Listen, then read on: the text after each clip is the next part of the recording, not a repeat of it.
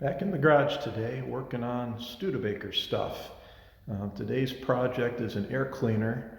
I had an air cleaner that had a long, small diameter snorkel on it, and I'm going to replace it with a snorkel that is short and larger diameter. So thanks to my buddy Rob Reese from Pennsylvania sending me the donor pieces, and I'm going to modify those two factory air cleaners and make them into one. So here's some photos of what I did. I'll probably have some video towards the end, but most of it's just some still photos, just some cutting, welding, and a little bit of metal finishing. So hope you enjoy it.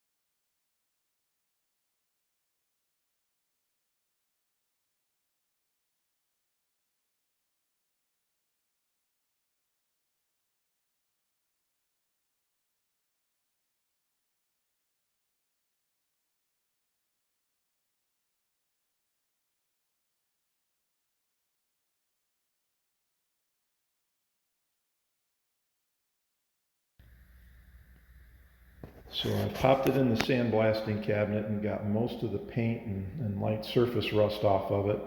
And where the welding was, I've now hit it with just a skim coat of filler, just a little bit, just to blend in those welds. So we're going to let that harden up and we will start sanding. So we got an initial coat on and sanded. So now we'll put a second coat on, and it's not taking much, so should be just about done.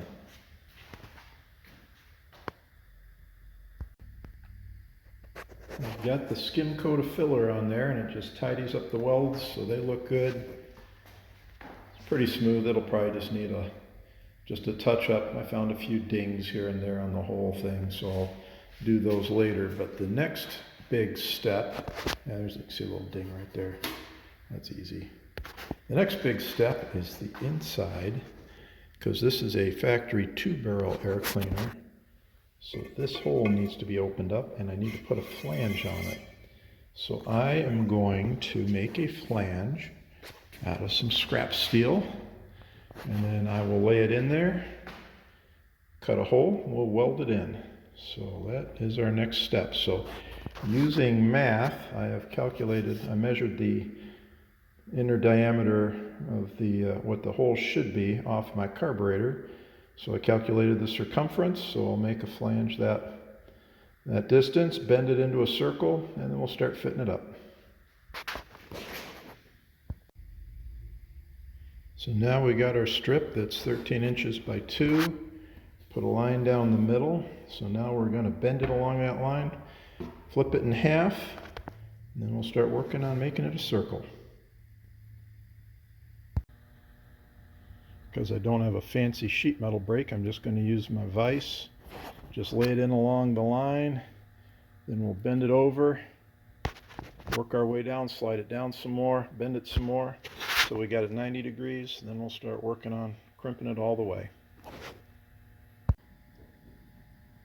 So we got about halfway there, bend it 90 degrees.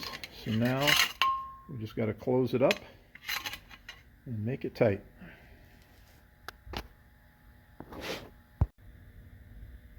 So a couple trips through the vise and we got it flipped over and pinched down. So now we got a 1-inch strip, 13 inches long with a nice rounded edge on it. So now I've got to turn this into a circle. Now this is probably going to seem hokey, but to bend this into a circle, I'm going to start bending it across progressively smaller diameter objects until I get the diameter I'm looking for. So we're going to start big, go smaller, and I'll just use this guy to get me my final. So here we go. And there's one round with the bucket. Now one round with the paint can. And one round around the cardboard tube. So I'm getting close. Just need to cinch this in a little more, and I can tack weld it, and we'll see how close we are. And just finessing it by hand a little bit, we're getting close. And then I can just crimp these and tack weld them, and then I'll go around the inside and kind of roll that with the cardboard tube, or use a large socket or something just to kind of round the edges out. But we're pretty close. Let's try to fit that on the carburetor and see how close we are. Well, it looks I'm just a little bit short, but I should be able to weld that in and make that fit. So I will start tacking this up, and I'll just fill in that gap with weld, and then we'll do the final fit on it. So I welded it just to tack it across and fitted it up on the carburetor, and it fits great. So I'll weld the same across the bottom, then I'll just fill that in, which will be kind of tedious, but it won't take me that long. So the key is it fits nice. So let me get that welded up.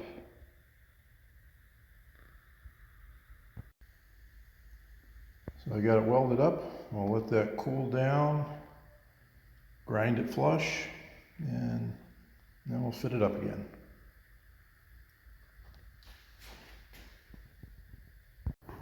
So I finished up the band and ground it all down, cleaned up the inside, and fitted that up to the carburetor, so I know this looks good.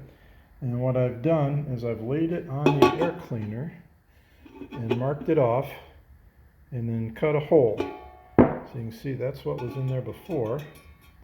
And so I just went around it, used my trusty cutoff wheel, and just cut that chunk out.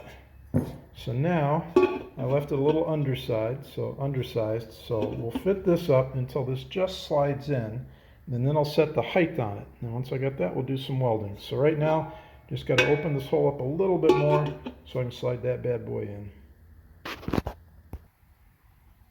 So I've gone around the hole a couple times, just opening it up slowly, and now I've got that steel ring inside the hole. And I go real slow so I fit it nice and tight. I mark it at one point so that I know orientation, just in case it's not exactly round, but it's pretty good.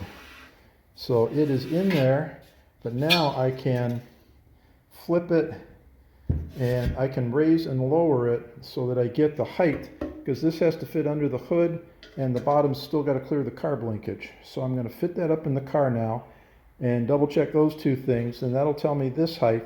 Then I'll tack weld it all the way around, and then I'll grind that lip off. So we'll go pop it in the car. Got the MIG welder fired up.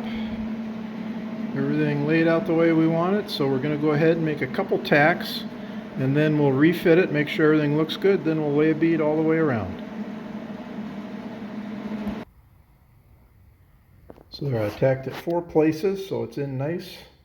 But that's easy enough. If we want to cut them out and reposition it, we still can. So we'll go ahead and take this over to one of the cars, doesn't matter, convertible hardtop, it's all the same. And we'll do a quick trial fit. Yeah, looking good.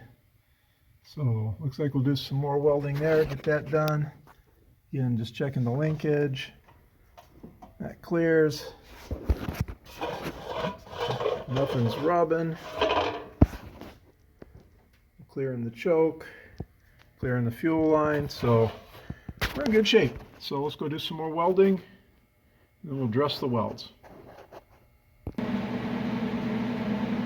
more tacks in, we'll let that cool down a bit, and then we'll start welding between the tacks.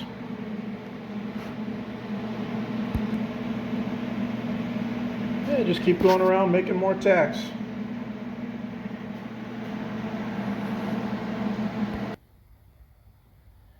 There, we got it welded all the way around. Looks pretty good.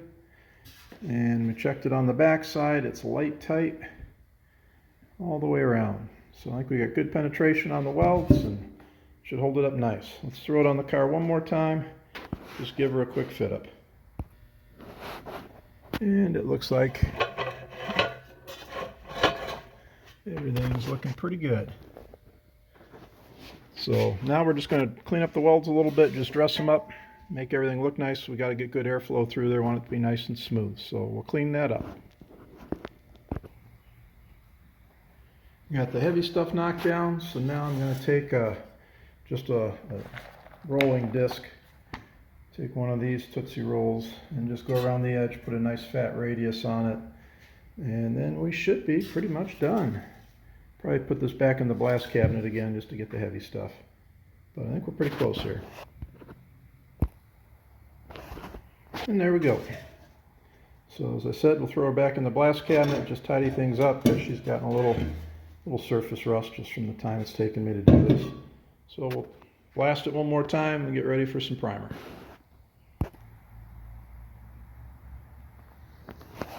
And that blaster does a nice job.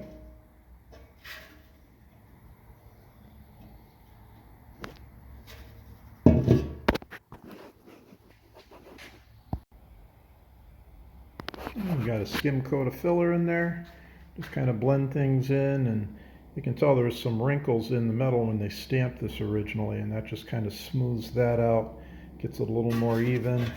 And same thing on the bottom. You can see we just filled in a little of that wrinkling and just smoothed it out. So we'll let that harden, hit it with some sandpaper. I've taken the air cleaner and I've rubbed it down with Scotch-Brite just to clean up the surface, wiped it down with Prep-Sol, and wiped it down with a tack rag. So we are now ready for primer. So we've got it hanging on our little rack there. We're going to spray some primer on it, and then we'll probably have to finish up the bodywork. Really nice day today, sun's shining, so a great day for just being outside and doing a little primer. So got the air cleaner and just some primer. We've got some touch-ups to do, but good step forward. So now we'll take it inside. I've got a few pits I've got to fill in, maybe blend in a little bit where I welded, but I think we're getting close. So with this, we're just going to let her sit in the sun for a little bit dry, and then we'll put some filler on it. So I primed it, hit it with some rattle can semi-gloss, and came out looking good. So we got that, and again, the bore's set for the Carter AFB. If you flip it, looks pretty much all stock. So that is ready to go on the convertible, and I know my wife will be happy because she loves driving that, and the 4-barrel just makes it that much more fun. So another project done.